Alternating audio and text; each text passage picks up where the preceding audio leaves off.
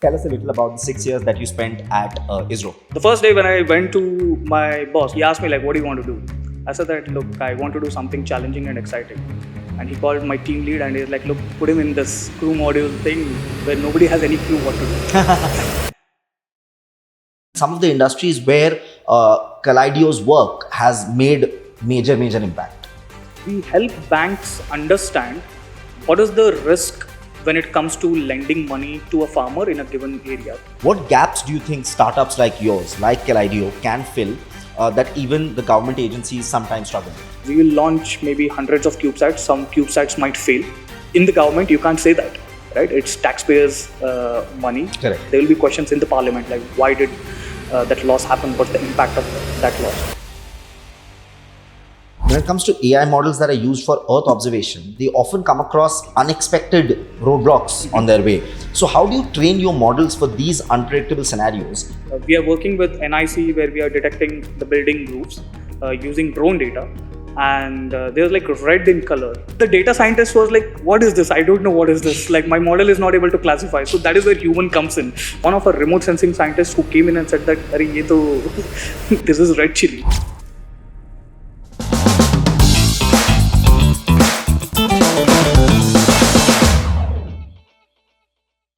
Akash, a very warm welcome to the AIM Media House office, our studio. How are you doing? Great, Korak. Thanks a lot. It's a pleasure to be here talking to you. Absolutely, the pleasure is ours as well. I remember the keynote speech that you gave at MLDS and just the reactions that came after that, the number of questions that came after that. I myself had so many questions, but for the lack of time, I could ask just one. So I'm so glad that we have you here at Hot Seat now, because there are loads of questions that have come from our viewers, our editorial team, many of them my own. So I'm excited. Are you ready? Yep, really excited to be here. Yeah. Perfect. So I want to start off with a simple question that if to a lay person who doesn't know the jargons, doesn't know the technicality, if somebody has to ask you, what is KaleidEO and what does it do? If it's a layperson, I would start with, imagine you're traveling from MG Road to here. Which is Bellandur. Bellandur, yeah. And you're using your Google Maps. And in the Google Maps, if you go to the Google Earth mode, where you go into the satellite image viewing mode, right? So those images come from the satellites. And there are very few companies across the world who have their own satellites who generate that data and put out and develop applications which come across, like say one of the application is on Google Maps or Google Earth. Right? So at KaleidEO, what we are working towards is building a camera system, or what we call it as a Earth observation payload, which is a jargon that we use. So a camera system that is put on a satellite that will generate images like what you see on Google Earth, right? And connecting that down to the applications front, like why do we need to build that camera system, what should be the specifications, etc., is what we are doing at KaleidEO. So there's an industry of upstream where you have the satellites, and then you have the downstream where you have the applications or the software system. So at KaleidEO, we are working towards bridging the gap between this two, I would say, ecosystem, the upstream and the downstream industries. So essentially, we are building a bridge between the Earth observation so that the data is more, I would say, accessible and it creates an impact to the society. That's great to hear. I want to ask you a question because just like over the weekend itself, me and a friend to travel, we were on Google Maps and then we were clicking and then multiple images were coming up. So many of these images that you're talking about that we see on Google Map for an area, for a street, and when the images are from a bird's eye view, so are those images actually the satellite images that you're talking about? Yes. So Google Earth uses, I would say, a range of images. In some locations, they even have access to aerial imagery as well, mostly in the West. Here in India, there is a lack of aerial imagery. So in India, if you go to Google Earth, keep zooming in, on the bottom, you can actually see when was that image captured, which was the satellite that captured the image, Wow. which year it was captured, right? So if you see in Bangalore, the most recent image, you will see that, okay, like it was captured maybe some couple of months back or even a month back. Okay? Same thing, you move to somewhere in Thar Desert or somewhere over there, and you open Google Earth and zoom in, you'll see that the last image would have been somewhere in 2023 or 2022. right? So most of the satellite operators, they image areas which have high economic interest, so that I would say like they build applications which are of economic value. I want to ask you, when and how did KaleidEO start? And when it was starting, when the ideation was getting formed, what was the pain point, the problem that you and your co-founder were looking to solve? It's interesting. Like I think the ideation of KaleidEO started sometime in 2020 during COVID, right? During COVID, I think a lot of people's lives changed in a lot of different ways. So it was during COVID I quit my job in Indian Space Research Organization. I was working in Vikram Sarabhai Space Center, and I started doing a PhD. And it was related to optical systems, specifically for satellite. Basically, it's a camera system which you can deploy. And while I was doing my PhD, by being here in India, I started working with my senior, Prateep Basu, who started SatSure. Right? He started SatSure in 2017, which is focused towards building applications using satellite imagery. And while I started working with him, understanding how satellite imagery applications work, how do they use the data, we started thinking like, look, I think being in India, you're building applications and software for the world. And when you talk about specifically high resolution satellite imagery, in India, there is no private company that offers high resolution satellite imagery. Which as was of back now. then, 2020. Even now. Even now. Yeah, even now. Okay. But across the world, yes, there are companies who offer satellite imagery. I mean, there are maybe 10 to 12 companies. Out of those, I can tell you like maybe 4 to 5 offer very high quality, high resolution satellite imagery. So we thought that, okay, like data is the core of the business of SatSure, and we should have some control over the data, because over the time, who knows, like, I mean, someone can say that we'll no longer provide you with the satellite imagery, right? I mean, that actually happened in the recent Ukraine crisis. So we thought that, okay, like that is how the ideation started, that, okay, we should have our own source of data by drawing in the experience of building applications. That is how KaleidEO started. While that time it was not KaleidEO, it was still a very much part of SatSure. Over 1.5 years, we ideated the business model, the tech development models, everything. And finally, in 2022 is when we set up a subsidiary as part of SatSure as KaleidEO. Tell us, how did you and your co-founder Arpan meet, and how did that partnership kickstart? Arpan and mine journey goes back to 2009, actually. Oh wow!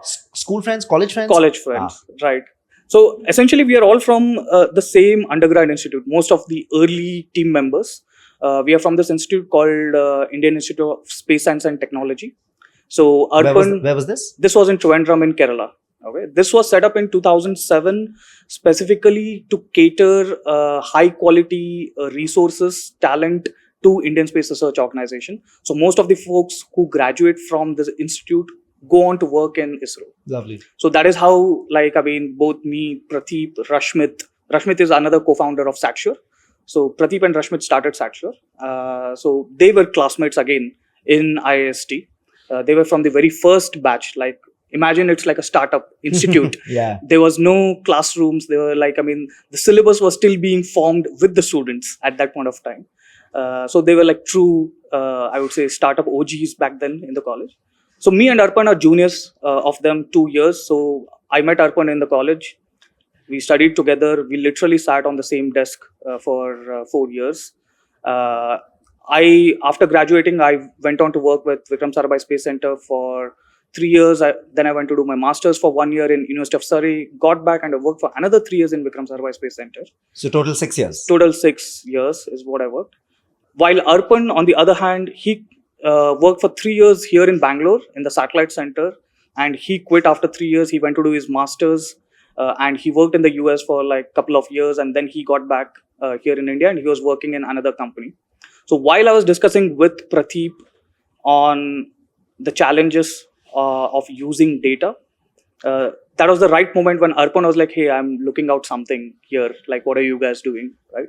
So that's how we reconnected and started building KaleidEO together. I just want to off script, off topic, but I want to say something because I've been talking to so many founders and entrepreneurs in the last year and a half. Be it a startup that is working with satellite in space, or be it a startup that is ensuring you can generate videos through AI in 10 You're seconds, right. or a startup that is getting you delivery done in 4 minutes time. The generation of these ideas is always the same: school friends or college friends who then decide what to do, and then a spark happens, an idea happens, and then boom, the startup It's happens. very similar to that. I don't know. Like, since this is off script, like in Friends, you have that bandwidth, right? Like they say that, oh, like, I mean, our bandwidth should match. Love it. That he's giving a So friend's this example. thing should match. Like when we are working the initial team, it's really important on what's the mission. Do we believe in each other? Because as a startup, like, I mean, there'll be a lot of challenges. So got to be there for each other at any given point of time. In short, tell us a little about the 6 years that you spent at ISRO. All the 6 years had been very memorable for me because every year there was something happening. It was not like, say, this routine thing work going on, because lot of folks who work in ISRO actually talk about, oh, like, I'm in most routine kind of a job in a government job. But for me, thankfully, it was not like that. I was in an operations role, specifically on integration of launch vehicles. But the very first year when I joined, it was the first launch, or like the team was working toward the first launch of GSLV Mark III.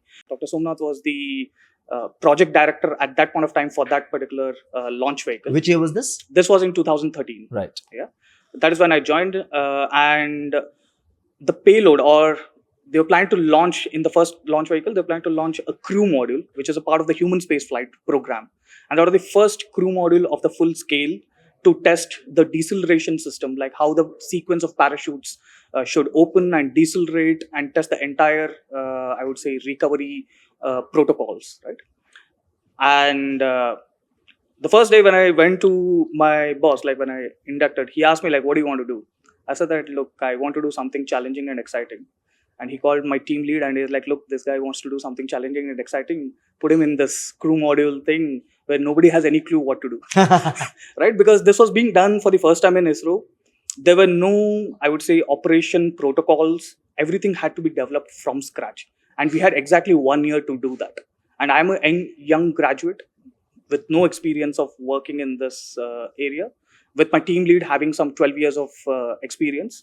It was just two of us figuring out the entire protocols for the mechanical integration of the crew module. So essentially, that was the first 1 year for me. Like finally in 2014, the first successful launch of Mark III happened. The crew module went up. It went to I think up to 125 kilometers. It splashed down. It was like beautiful. Like, I mean, we were traveling back in a train from Sririkota to Trivandrum. That is when we got the pictures of the recovered crew module from the Indian Coast Guard, and we were like very happy, and I would say celebrating in the train while going back to Trivandrum. So that was my first year. The second year was again like we moved to some changes in the GSLV Mark III configuration, so I was involved in that. I mean, the third year was again on the launch vehicle integration, mostly on PSLV, and SSLV was just about to starting to conceptualize at that point of time. That is when I went to do my master's. I got back. When I got back, again, there was some requalification tests, etc. for PSLV, because I still very specifically remember in 2017, I was in Dublin enjoying my beer, and one of my friend calls me and he's like, hey dude, like the PSLV failed. I'm like, I could not believe, because PSLV is like one of the most reliable launch vehicles out there. But unfortunately, in 2017, there was a failure.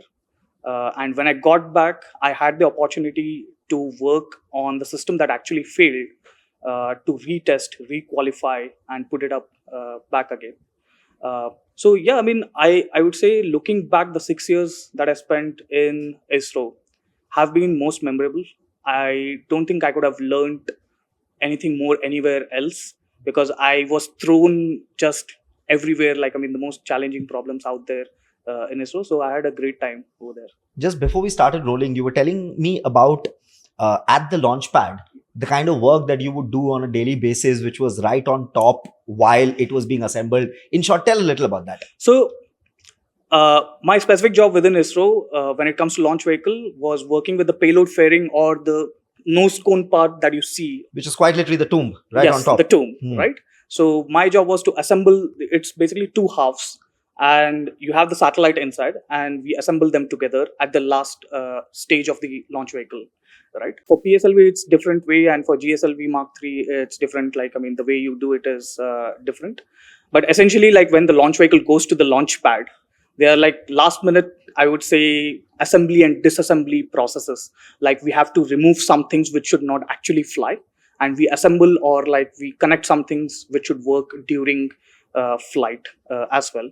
So literally, like say an engineer like me with a team of technicians, we used to go to the launch pad with like bags of I would say nuts, bolts, tools, etc. Go there, and like sometimes even I used to go in and like tighten screws or like bolts over there. I mean, it was really exciting over there. One specific thing, climbing till the top, we had to actually go till the top of the launch vehicle because you apply a thermal protection system, right?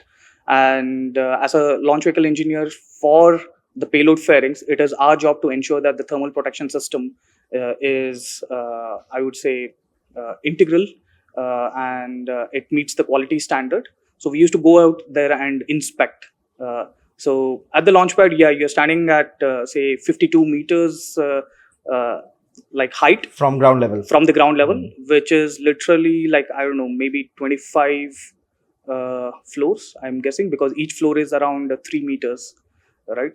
Yeah, maybe no, I'm wrong there. Okay, so it was exciting, like being up there. The first time I went to the launch pad, I still remember.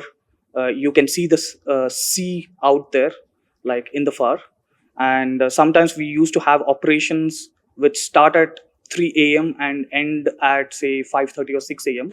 So you could see the sunrise from the top of the launch pad. Wow. So that was like a beautiful sight, and those things I mean, I think I really miss being there. Absolutely.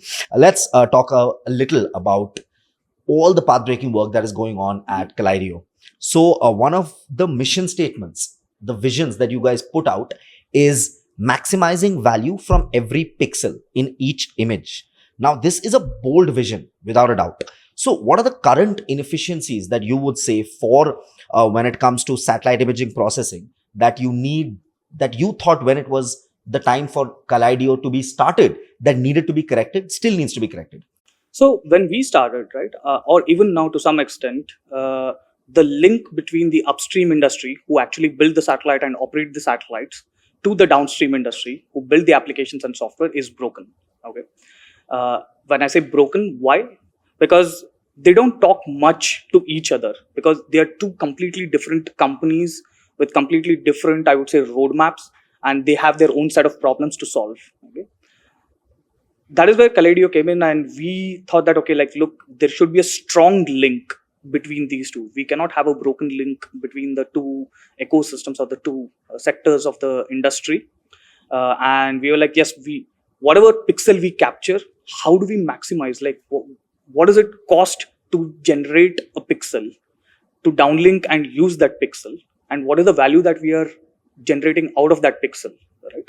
So that is how we started KaleidEO. In fact, the analogy we draw, we drew at that point of time was with the SATCOM industry. In SATCOM industry, they always talk about cost per bit. Okay, like whatever you have Dish TV and you have Sky, Tata Sky, etc. They always have cost per bit. What is the cost that they are incurring for every bit of data that is coming from there, right? So we wanted to get there here in the Earth observation. Nobody was talking about that because everyone talks about costs per square kilometer that needs to be captured, but how much of the data within a square kilometer that is captured, is it usable, right? That is how the vision was evolved, saying that yes, like we should work towards maximizing the value of every pixel that we collect from the satellite. Talking about inefficiencies, currently, believe it or not, the traditional space industries who still operate the satellites, specifically in optical multispectral satellites. So just to break down, optical is in the domain like what we see, RGB, combination of RGB. Multispectral is, okay, you go beyond RGB with near infrared or like there's something red edge, like it's an electromagnetic spectrum in which we observe. So in optical multispectral, people image and downlink all the data as of now. So a scene can have a lot of clouds. It's only after downlinking the data gets to the user, and then they realize, oh, like either the clouds thing, like it's not useful for me. Right? Other thing is, based on the use cases, like why we are imaging, why is it required, that never goes to the satellite operator. Okay, so they end up capturing the entire data, and they go capture the data in their own way, right? So can we optimize the planning and scheduling of image capture, right? Because there are a lot of operations that, or the journey, like I think I spoke about this in MLDS, that goes into, say, sending a command to the satellite saying that, oh, hey, satellite, you need to look here, capture the data. The satellite goes over the AOI, takes the image, and then satellite comes over the ground station, gets the image down. From the ground station, it gets to the user, right? And then the user is able to use the data, right? So how do we minimize the efficiencies? I would say, like, improve the efficiency in this whole chain, right? That is what we are working in KaleidEO. Every bit we are looking like what is the journey of the data set from, say, the user request to the delivery to the user is what we are working towards. I want to ask you two questions in the same way. Mhm. One, if one has to ask you to explain to a 10-year-old what is upstream and what is downstream. Whatever satellite you see with a camera system, if a company or an industry who is working towards building that system and operating it in space, that is upstream. Okay. Whatever you see on your mobile phone or on, say, desktop computers where people are working with maps, people are working with satellite imagery, people are building applications, say, to detect ships, to detect fires, etc. That is downstream industry. I hope the 10-year-old in you understood this. Now, the same way, Yeah. I want to ask you, if one has to explain to a class 10 student, Yeah. how does edge computing work in space? Something that you all Right. majorly deal with and work in. Right. So edge computing is a very, I would say, not restricted to space. Okay. Edge computing actually happens on a day-to-day basis here on Earth. Yeah. A lot of IoT devices who collect data. Nowadays, the data is being processed very near to the, I would say, source of the data itself. Like you're collecting soil moisture, there is an instrument that is collecting the soil moisture. There is a processing instrument or a processing unit very close to the data collection, and that transmits the, I would say, processed information back wherever the user is sitting in. Right? So that is essentially edge computing. Edge computing is nothing but you process the data as close to the data source. Okay? In space, people are now starting to adopt it. It was, I think, publicly the most popular first time usage of edge compute in space was sometime in 2019, when the European Space Agency announced that, yeah, like they are now able to detect clouds in the orbit. Right, that is how it started. So on satellites, when you capture the data, can we process the data on the satellite? So that is essentially edge computing. Perfect. I want to ask you, Earth observation has for long been dominated by large institutional players, mostly a lot of them government institutions, the NASA's, the ESA, ISRO. What gaps do you think startups like yours, like KaleidEO, can fill that even the government agencies sometimes struggle with? Well, to start with, it's the cost and schedules, right? Because governments and traditional space industries, they have a different mandate. Like, I mean, they have a mandate of serving more to the nation where they are operating in, right? And very little concerned with the amount of ROI that they are generating. If we talk about European Space Agency, where you have the Sentinel series of satellites, which is the most popular satellite that most industries have adopted, right? The data from that satellite has led to creation of this entire ecosystem of downstream industry, right? Because they made the data completely open. Like they don't charge anyone any money to, say, download and use the data. That particular satellite costed, I think, around $200 million. But the recent economic report that was released by, I think, PwC they mentioned that for every dollar spent, they have recovered more than $10 back. Same case here in India. A Cartosat, which is the Indian government's or like the ISRO's high resolution imaging satellite, I think they cost around I think 250 CR, somewhere around that number, like from based on public information. Uh, so these satellites have a different mandate. They serve strategic interests as well as cartographic interests of the government or the nation, right? And it is only now they are being made available to private industries. So when we talk about private companies who are now entering into Earth observation, the most popular and I would say one of the early movers in Earth observation was Planet in US, who entered in 2013, who built small CubeSats. Okay, and they were like, okay, like we will launch maybe hundreds of CubeSats. Some CubeSats might fail.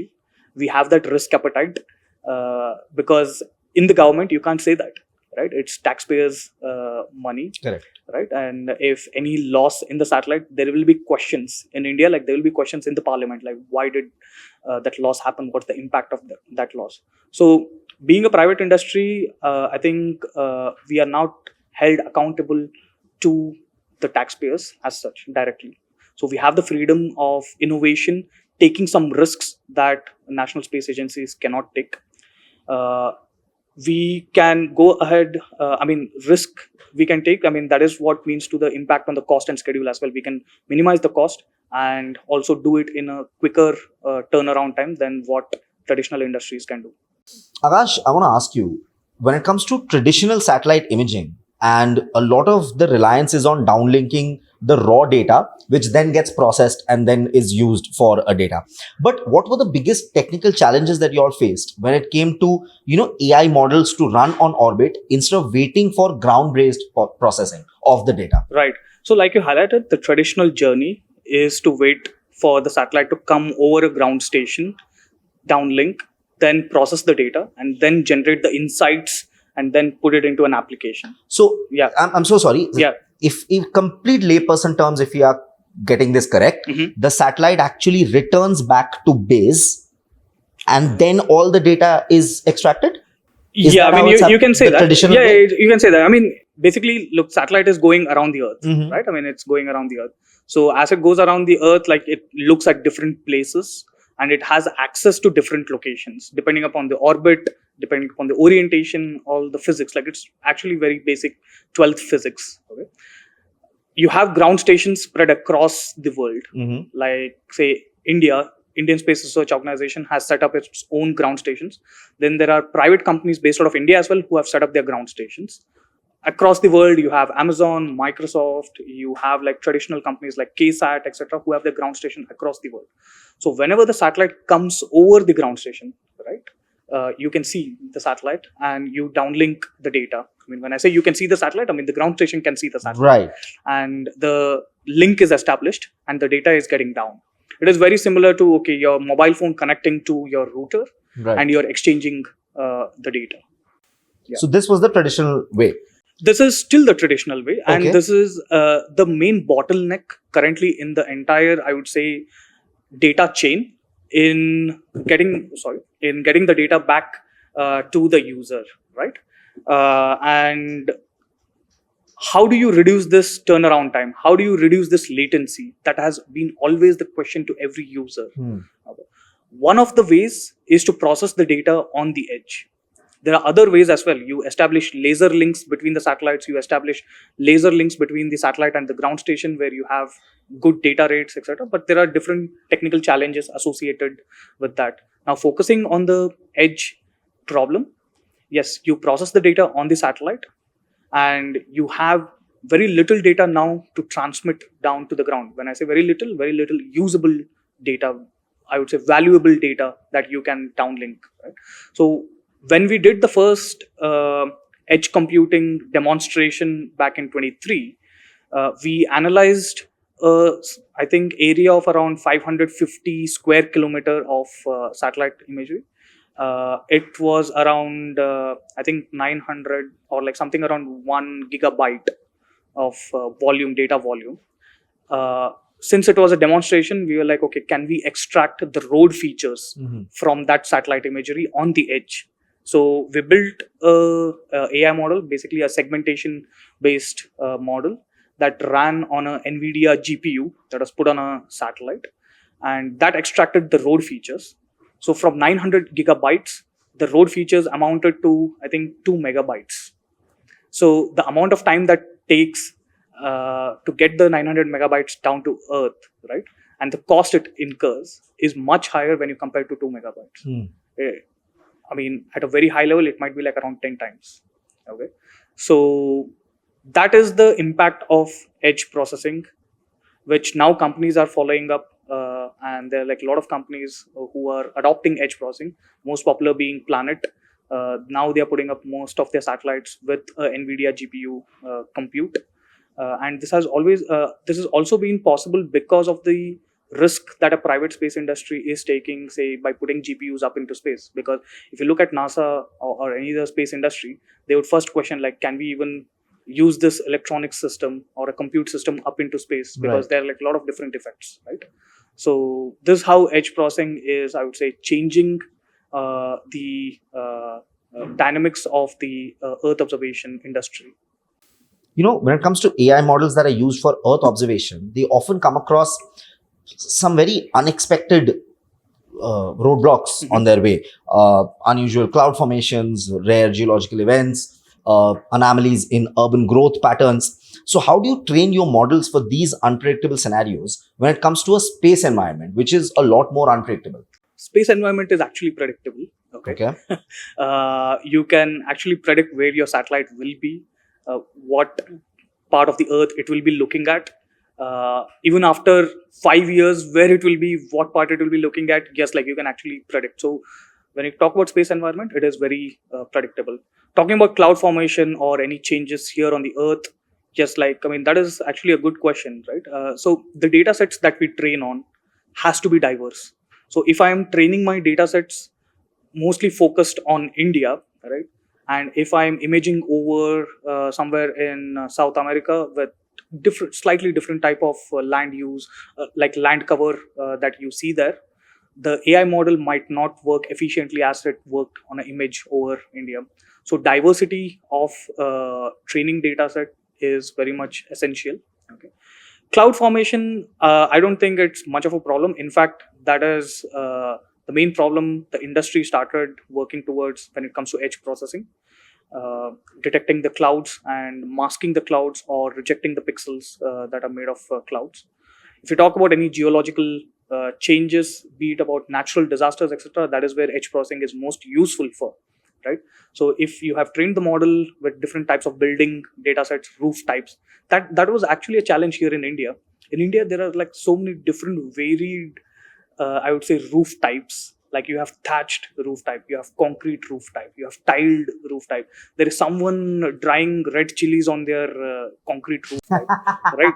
Red And chilies, achar, this, that. so like it actually happened once. We were detecting the building, I would say, like roof. We are working with NIC where we are detecting the building roofs using drone data, and there's like red in color, right? And it was one of our remote sensing scientists who came in and said that, "Arey, ye to, this is red chili."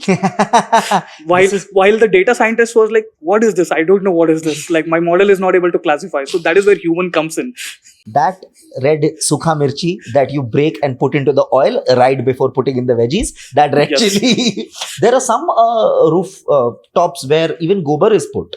Yeah. Have you come across that? Yes.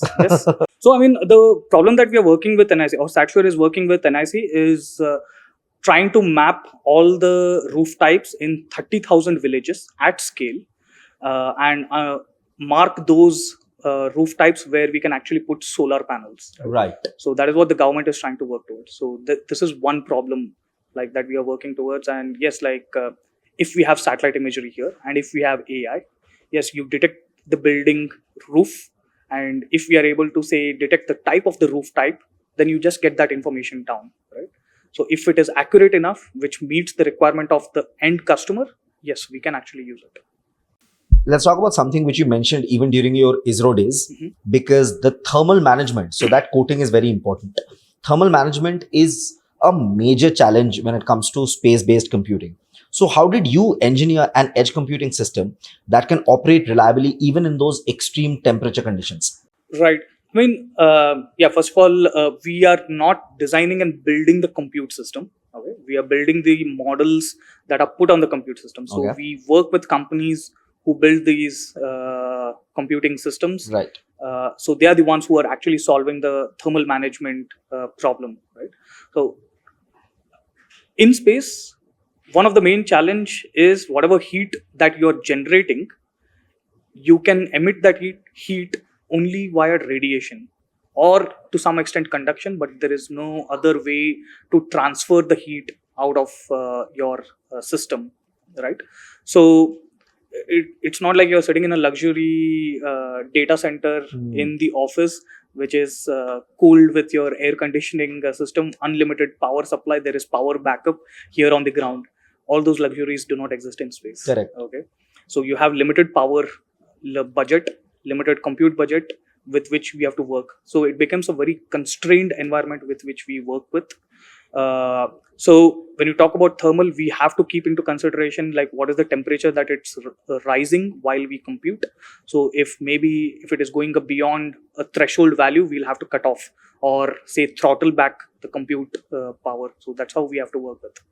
I want to ask you this one question because even in your say mission statement or vision, you guys have mentioned about utilizing each pixel. Right. So, what are the trade-offs between the increasing resolution versus improving the spectral diversity? I mean, is too much focus on the sharper images a given, or is it important to just extract even richer data in the name of even if the images are not that sharp? Right. So, is the data the most important thing or the image quality? Well, both are important, right? And when we started, we actually had this question: should we focus towards very sharp or high resolution Exactly. imagery where you can see which type of car that is being driven on the road, or you have slightly spectral diversity where you can identify different, I would say, natural features? Basically, in different wavelengths, you see different things. Like, I mean, it's physics, like where you reflect what the body reflects. I mean, that is what you observe, right? So we thought like, while the whole industry is focusing towards more and more high resolution and more sharper images, why not be somewhere in the moderate resolution with a slightly more spectral diversity, right? That is where we thought like we should be. And also this was driven from the applications that Satsure builds. So we had that background. So when you talk about applications that Satsure works on apart from agriculture is forestry, right? And we have worked in identifying the land use, land cover, which has impact on say climate change as well. Then we do vegetation mapping that is helped in oil and gas industries as well as in transmission lines, the high power transmission lines. When you have the vegetation growing very close to the transmission line, it's a risk, right? So Satsure is working on such kind of problems.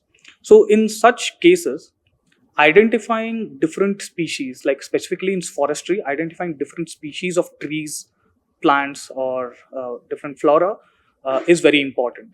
Okay.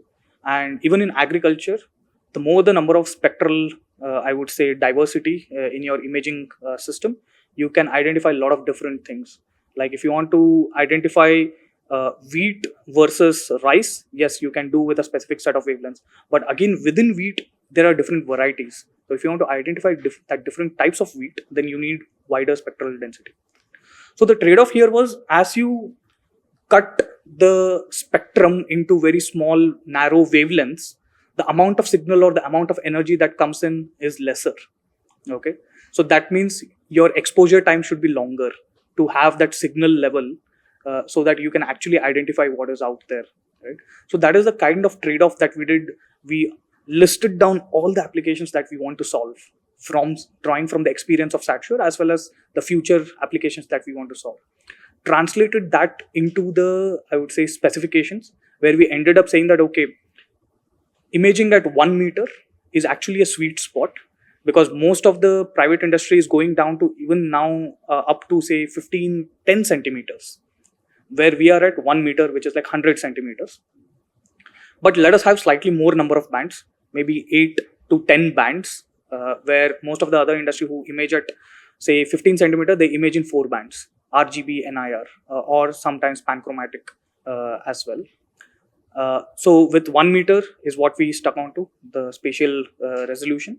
When you talk about spectral, again, we thought that, okay, like 8 to 10 bands should be good enough. The next thing was about what should be the field of view, right? How much area should we cover?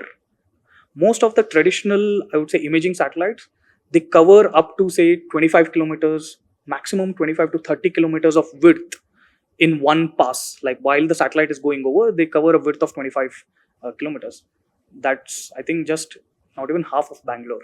Okay, so if you want to cover the entire city of Bangalore, you have to wait for the satellite to again come over Bangalore to again take over the image. Correct. Right? So we went with a design which has a very wide swath. Swath is nothing but your field of view. So with a very wide swath of 65 kilometers, right? That will reduce the number of satellites that you need to cover same amount of area, and that has direct impact to the cost of the program. Coming back to the value of the pixel that we are generating. So everything is linked. That is how we are working from SatSure to KaleidEO.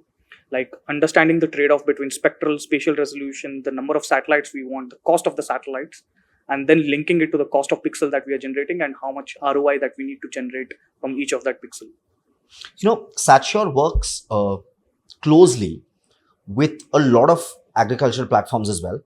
So I want to ask you that if one has to ask you all the data that you all are bringing back, all the insights that you all are bringing back, how does that actually help, say, the agriculture industry or the governance industry? If you can tell us that, and some of the industries where KaleidEO's work has made major impact.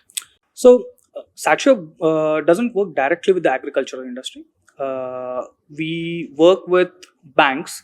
So we are into agri-financing sector. Mm-hmm. Okay, that is one of our primary product, okay, where we help banks understand what is the risk when it comes to lending money to a farmer in a given area. Mm. Right? So the traditional journey for a loan, I would say, for you, I'm pretty sure like you'll be getting daily maybe some 5 calls with pre-approved loans, Yeah. right?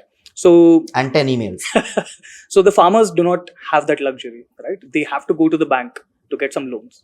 So the traditional way is the farmer goes to the bank, applies for the loan, then the bank goes to the village or the farm where the farmer is, first identifies and authenticates whether the farmer owns that particular land, then authenticates what type of crop the farmer is growing, because different crops have different loan repayment journeys, etc. Then understand for the last 5 years whether the farmer has actually paid off the loans, if there is a credit history, right? So this whole process used to take some 3 to 4 weeks. So the Right. farmer had to wait for 1 month to understand whether he's getting the loan back or not. But on the bank's front, they are like, okay, I need to verify the authenticity because there are a lot of frauds happening when it comes to loan ecosystem, lending ecosystem, right? So what we have enabled banks and also indirectly to the farmers now is, we monitor the land over the last 5 years, what the farmer has grown, what is the yield that has come out from that particular land. And we also take in the data from the government, where the government has digital land records. So we authenticate the farmer's ownership record as well. Along with that, we take in some weather data from multiple other sources, fuse all of that, and we have come up with a land score, which is very similar to a credit score, right? So with this land score or a farm score, what we call, the bank is now able to take a decision of lending within say 15 minutes or like even within seconds, right? So that has reduced the amount of turnaround time for the farmers in getting the loan, and also it has reduced the NPAs for the banks, like non-performing assets, like where now banks are very sure that, okay, if I'm lending in this particular season in say northern Karnataka, there is a high risk, so I'll slightly reduce my lending there and I will lend more in slightly southern Karnataka, right? So that is how it is helping the banks as well, right? Apart from banks, There is some agri input companies Sature works with, where Sature helps them to understand, okay, like which seeds can be sold to which particular region, because the farmers are growing that particular crops, Right. right? Right. So that is where we have some relation to the agricultural production industry. Right. Yeah. So what I was trying to ask was the imagery that you all are getting, the data that you all are bringing in, the insights that you all are bringing in, which are some of the industries where that data and that imagery from KaleidEO is getting impacted the most. So currently, KaleidEO doesn't have any satellite in the orbit. Mm-hmm. Okay, we are working towards building a camera and put our own satellites. Okay. So Sature uses a lot of open source data out there, like I mentioned, from Sentinel series, as well as even from Government of India and private satellites as well, where we go for higher resolution data. So the journey that we want to work towards, like an integrated journey with, say, KaleidEO plus Sature, the future. Say a farmer somewhere in the middle of Madhya Pradesh goes to a bank, a very remote village, applies for a loan. The banker should be able to directly click saying that, okay, like, look, this is a new farmer. There is no image over this particular area. That journey where the banker clicks a button saying that I want an image, or like I want to understand what is the farm score for this particular land piece. Right. In the back end, it goes to KaleidEO. KaleidEO satellites are tasked. It takes an image, it gets back into the Sature ecosystem, it calculates the farm score, gets back to the bank maybe in a day or so. Of that farmer's farm. Yes. Wow. So if we can enable that, right, I think we have solved one of the best problems out there. And that is one of the main agendas Yes. at this point of time. Yep. So, say, considering the new space that is rapidly evolving in India and globally as well, what kind of human resource or jobs that one can expect in this sector? Well, we have Sarvesh like who is from our marketing team. So we definitely need people from marketing for space industry as well, because we need to talk about what we do, right? Because only then we can attract more folks and also educate our customers who would have never thought that data from space could actually be useful to them, right? So marketing is important. So we need normal, like say, a good marketing folks within the team as well. So is KaleidEO hiring? Yes, of course. Like we are hiring, like not just marketing, we are hiring to build our technical team as well. So you have a combination of remote sensing scientists, data scientists, software engineers, right? Like a lot of software engineers have that mindset that, oh, can I even work in the space industry? Is the software different? Is the like even the data scientist, is the data different? Not very, right? I mean, like, come talk to us, like you'll realize that it's the same thing. In fact, like we want software engineers from, say, the D2C companies to come and work with us to make our systems more efficient, right? Because traditional folks who come with space industry have their own, like I would say, I wouldn't call it as baggage. Like they have their own constrained view that, okay, ये तो ऐसे ही कर सकते हैं, इसके अलावा there is no other way, right? So that's why we want people from other industries. Similarly, like you have optical engineers. We are hiring for optical and mechanical engineers into building our camera system. So I would say it's a combination of a lot of different disciplines coming together, building the system and making the system work. If even one system breaks down, like the entire chain can break down here. You know, as India deepens its role in the global space economy, what's missing, would you say, from the Indian space tech ecosystem that can enable players like you, the private players, to grow even faster and make Indian space tech grow even faster? Look, if you want to grow fast, then we have to take some risks, right? And risk directly translates to the amount of capital that we are spending. So in India, when you talk about available capital for space tech is pretty limited, because the current ecosystem that is available in India, they are slightly risk averse because the gestation period from the time of investment to the returns is slightly longer than typical deep tech startups that you see. You're talking about investing in a company and waiting for, like, say, 8 years to understand whether you're getting some returns or not, right? So we really need some visionary, I would say, investment ecosystem here in India who believe in the founders who believe in the vision and wait for it, right? I mean, that is one thing. Second is from the government. For any space industry across the world, government has always been the initial kickstarter and I would say anchor customer, which is now happening in India since last 2 years.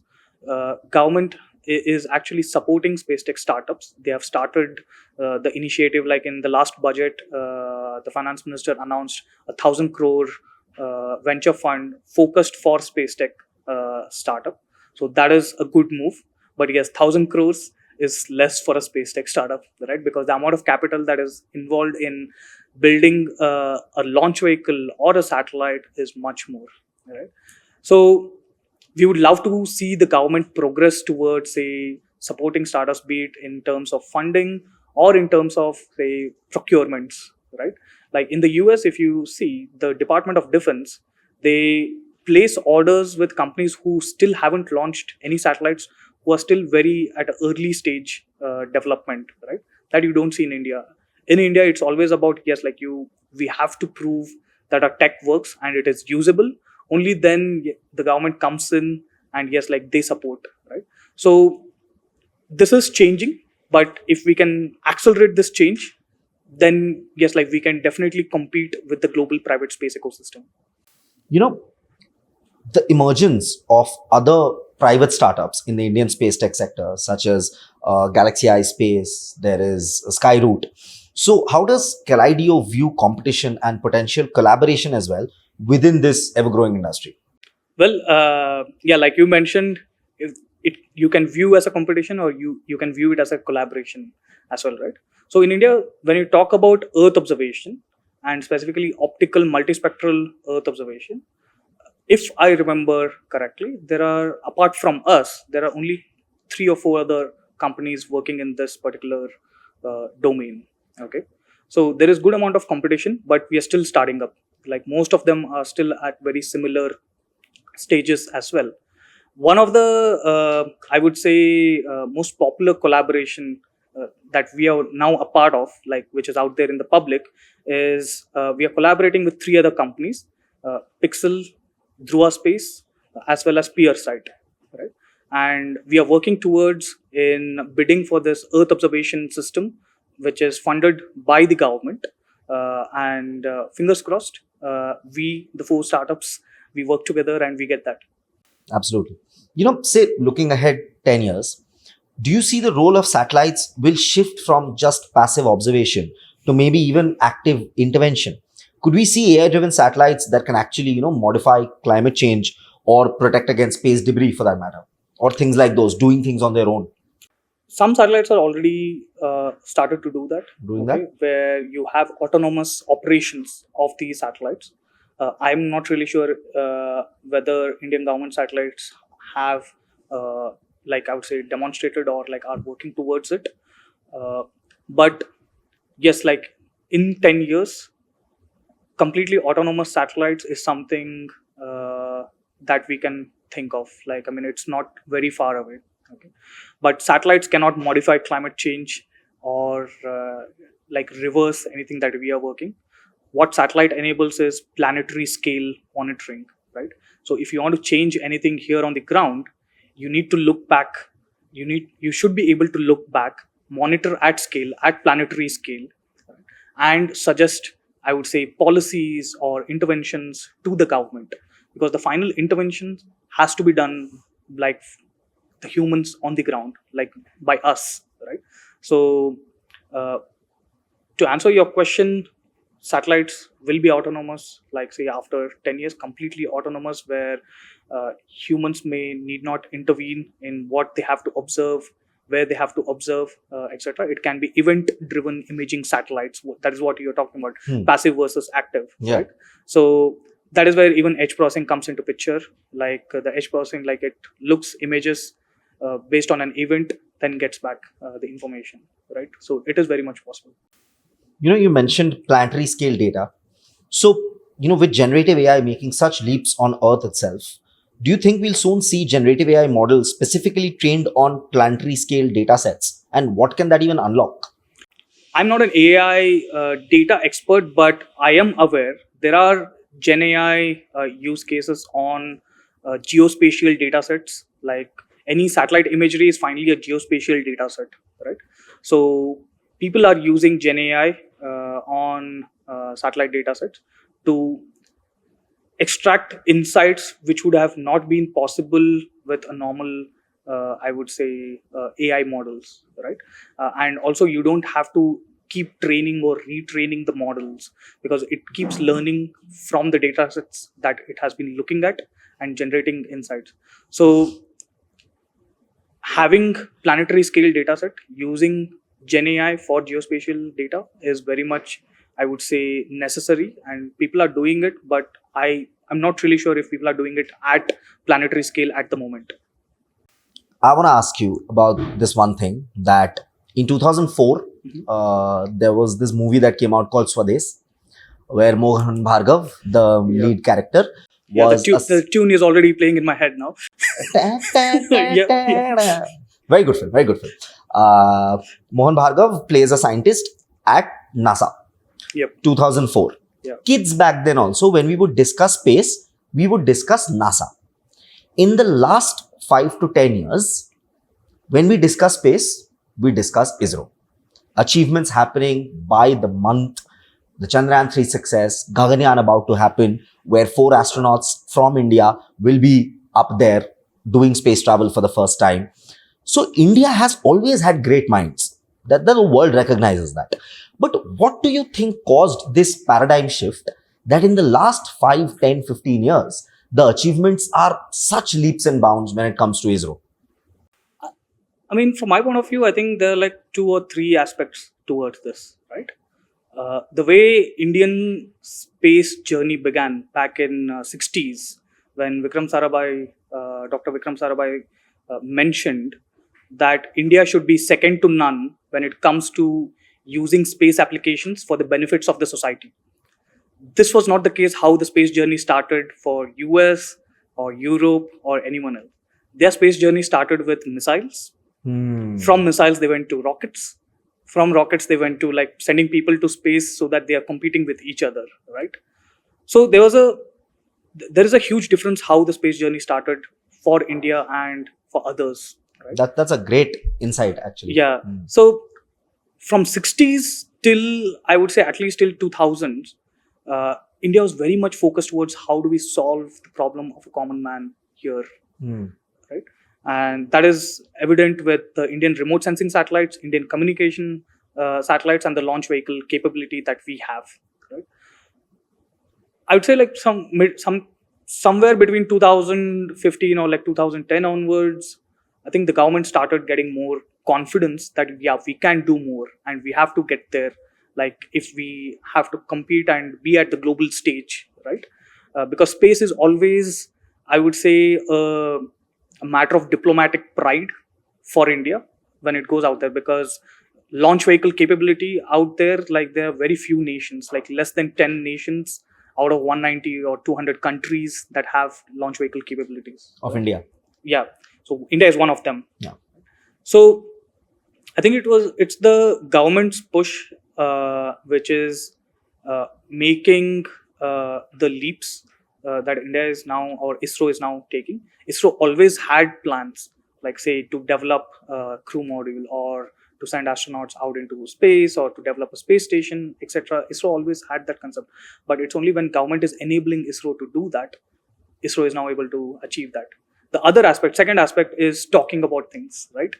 Like I don't think the PR outreach of ISRO was as good as it is now. Okay. Earlier, yes, ISRO was very much limited within the government ecosystem. Like only the government knew what ISRO was working on. With the, I would say, evolution of mass media, social media, and ISRO now being more active on social media, yes, like that has been very much helpful in, say, talking about what they are doing, and which is inspiring the next generation as well. Third is the path-breaking missions like Chandrayaan and Gaganyaan. Like when in fact I was part of the Chandrayaan 2 launch team. Wow. So when the Chandrayaan 2 was actually integrated on the launch vehicle, I was there at Sriharikota. So were you there that day when it didn't become a success? Were you there? Or no, I was not in ISRO Right. because I was there during the launch of the satellite. Correct. Right. So it took around, I think, 1.5 2 months to reach the moon. Right. And when it tried to land and it did not land, yes, that time I was not at home. Right. I mean, I was not at office because that work happens mostly in Hassan. The control facility is located there. Right. That failure, like even when Chandrayaan failed, like the nation was behind ISRO. Correct. Yes, like we can do it. Even the government was like, okay, we will fund the next Chandrayaan. And ISRO did take up the, I would say, corrective measures. And the Chandrayaan 3 was very much successful, right? I mean, like the whole nation and the whole world appreciated Absolutely. the program. In terms of space tourism, what is a company which has been formed by Jeff Bezos' team that is doing? That is Blue Origin. I'm not getting the name of the rocket that actually took, say, space tourists up to, say, 100 kilometer and then get them back. It's a suborbital flight they go into, right? Then you have Axiom Space. There's another company who is focused on space tourism. They are, in fact, planning to build their own space station as well. So is that like, if it's a round trip, Yeah, does that mean for some time they'll be experiencing zero gravity? that is things correct. like that? So like 100 kilometer is like a, I would say, debatable or accepted altitude or a line. It's called a Kármán line. So if you're passing over 100 kilometer, you can say yourself saying that, oh, I've been into space. Been into space. Experience zero gravity. Yes. So the launch vehicle by Blue Origin, they go up, just cross over 100 kilometer and it comes back. So while you're coming back, you're experiencing like slightly, I would say, lesser gravity. Like technically it's not zero gravity, it's microgravity. Yeah. So you kind of float into the capsule, you see over the windows, etc. So it's I'm pretty sure like it'd be like a mind-blowing experience. You already mentioned this yourself, but I'll still ask you, is there any actual value of this? Is there any actual result on this, on people, on lives, on the greater good, on the future, on ensuring a greener planet, anything like that? Or is it just rich people whims and fancies? So for me, impact is created when you're pushing the boundaries, right? So back in 60s or early 70s, when the Apollo missions from NASA went to the moon, yes, they were breaking barriers. They're going all the way out there. But those were scientists. Yes, those were scientists. Exactly. But even though they were not doing some experiments that were directly relating or impacting the lives back on the planet, the fact that they were going out there and showing the world that yes, as humans, we can travel to other planetary bodies. You Right. look up to the moon and you see that yes, humans have been there and we can go in the future as well, right? That whole notion of inspiration that it brings back to the people, I think that really helps in, say, protecting the planet as well. I think there is this one famous quote by Carl Sagan. Carl Sagan is a famous, I would say, astrophysicist from the US, who said that the pale blue dot. There's a book called, I think the book is called The Pale Blue Dot itself, right? So when the Voyager mission was launched in 1970s from the US, and it is still out there. It has passed Pluto. It is out there in interstellar space, the satellite. Okay. So when the Voyager mission back in 80s or I think it was late 80s, it looked back and it took an image. And the satellite was somewhere near Saturn when it took the image, right? And Earth was looking like a blue dot from there. Right? So that is when you realize the planet that we live in is really fragile. And we need to work in protecting this planet because there are not a lot of habitable worlds out there, right? So all these type of messages you get only when you push the barriers, not when you're traveling up to 100 kilometers and coming back for a joyride. Exactly. Right? There's a joyride thing that I was talking about. And how much of that will actually have an impact and how much of that is just whims and fancies or Instagrammable stuff. It's been such a great conversation with you, Akash. Before we let you go, I want to ask you, what is the future, both the near and the distant one, that is holding for KaleidEO, and what can we expect? Well, in the near future, we are working towards building two variants of Earth observation payloads or camera systems. One is that I mentioned is a wide swath imaging with 1 meter imaging capacity. And the other one is slightly higher resolution payload, which will image at 70 centimeters. Both have different use cases. So by 2027, we hope that both of these payloads will be there in space. In the long term, like say beyond 3 to 5 years, we will be expanding into different spectrums of our capacity of building, designing, and building payloads.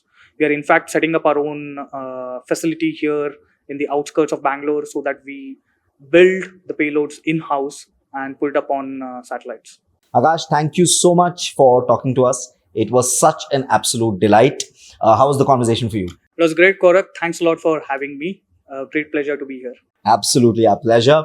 Do tell us in the comments, how did you find this episode? And of course, for more content just like this, don't forget to subscribe to Hot Seat by AIM Media House. This is me, your Korak and Akash. We'll see you in the next one.